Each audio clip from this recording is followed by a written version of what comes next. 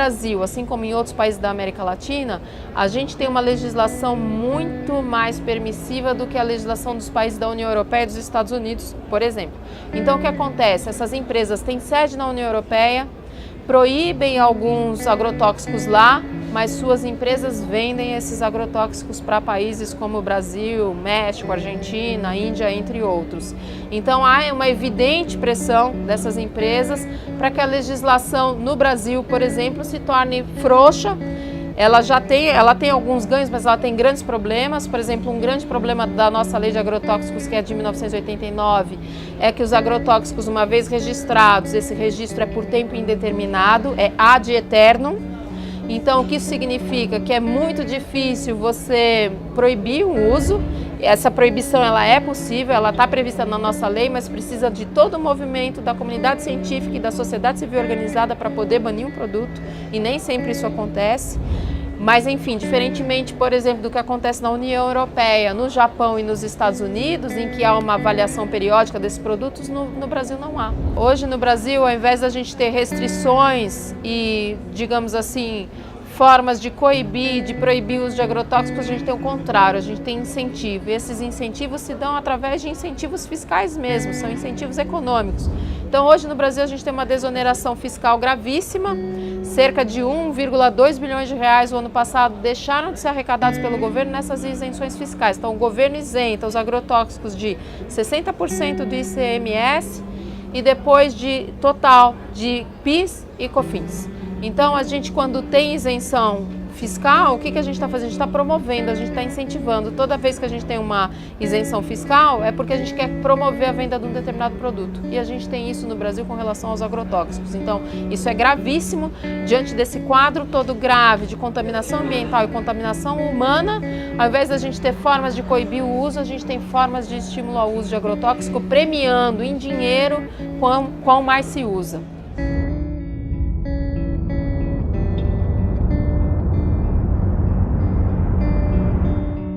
Tem uma lei Candir, que é desde 96, na época de Fernando Henrique, e que exonera de imposto para exportação e ICMS de um estado para outro, né?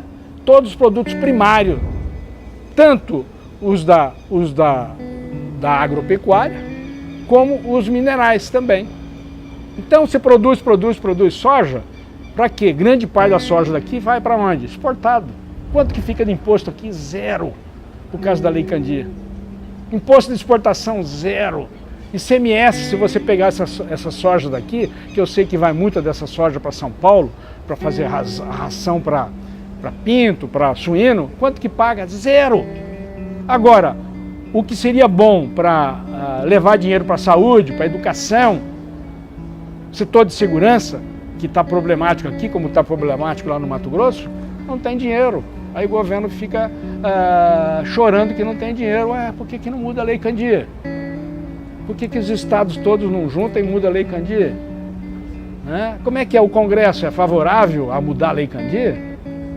Grande parte lá é a bancada que a gente chama assim dos deputados federais ligados ao agronegócio, estaduais, o próprio governo, entendeu? Então você tem isso. Agora, quem que é prejudicado com isso, com essa Lei Candir? A população.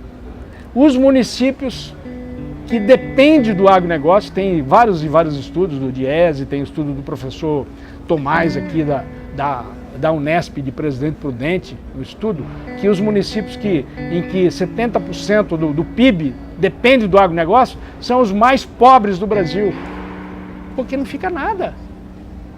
Pelo contrário, fica a contaminação, fica os doentes, são os mais pobres em termos de saúde e em termos de recursos.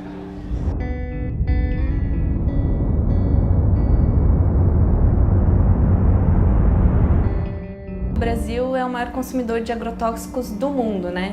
Isso não é à toa, isso deriva de uma certa ofensiva que o agronegócio tem, que é estruturada, é articulada e tem muito poder e dinheiro envolvidos, né? Bom, o lobby do agronegócio, ele se espraia nos chamados 4 poderes, né, que estão edificados hoje no Brasil. Primeiro, no legislativo, através da Frente Pecuária Parlamentar, que ocupa 40% do Congresso Nacional, né? Então, consegue aprovar e tramitar as suas propostas de uma forma quase hegemônica dentro do Congresso Nacional, alinhado a outras bancadas.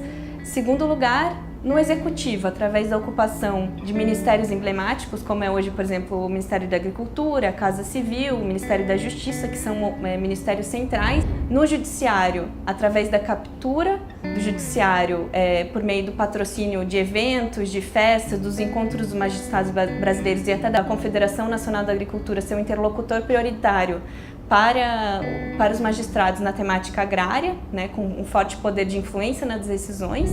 Também muitos juízes são proprietários ou ruralistas de terra, isso significa bastante coisa.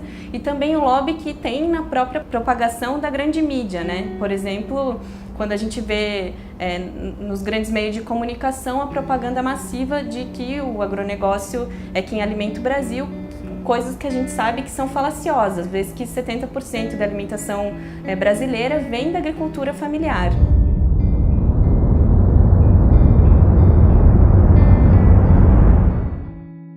A imprensa, né, a grande imprensa, ela vive justamente das propagandas dessas grandes indústrias. E as grandes indústrias hoje, elas estão ligadas a esse complexo que eu falei do agronegócio. Elas que alimentam as grandes mídias.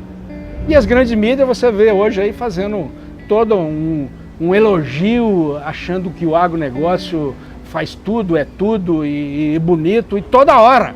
E não fala dos malefícios, dos impactos negativos. Não fala da Lei Candir, não fala que não fica imposto, não fala que contaminou a água, que contaminou a chuva, que contaminou o leite. Aí fala, não, porque é 40% do PIB nacional, o outro fala 50%, é o agronegócio, não vão falar mal, E as doenças que ele causa, nós vamos ficar quietos?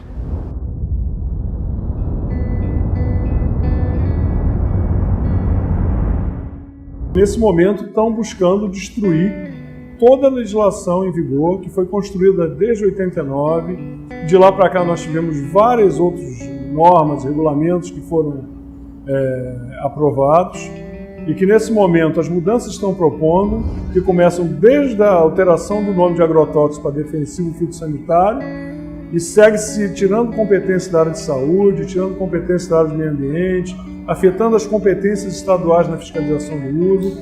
A gente precisa ter uma observância grande sobre isso e estar preparado para fazer esse enfrentamento, para que a gente não amargue esse retrocesso no país, porque isso representa um impacto para a saúde pública muito grande. O Brasil precisa partir para um programa sistemático de banimento de substâncias que são reconhecidamente carcinogênicas, que provocam alteração fetal, que causam dano à reprodução.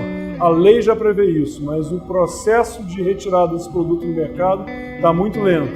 E as pessoas que estão se expondo hoje, elas vão manifestar daqui a 20, 30 anos essas doenças, e isso tem um impacto não só para ela, como enquanto sofrimento, como tem um impacto brutal no Sistema Único de Saúde, pelo custo que significa tratar esses pacientes, né, na rede pública.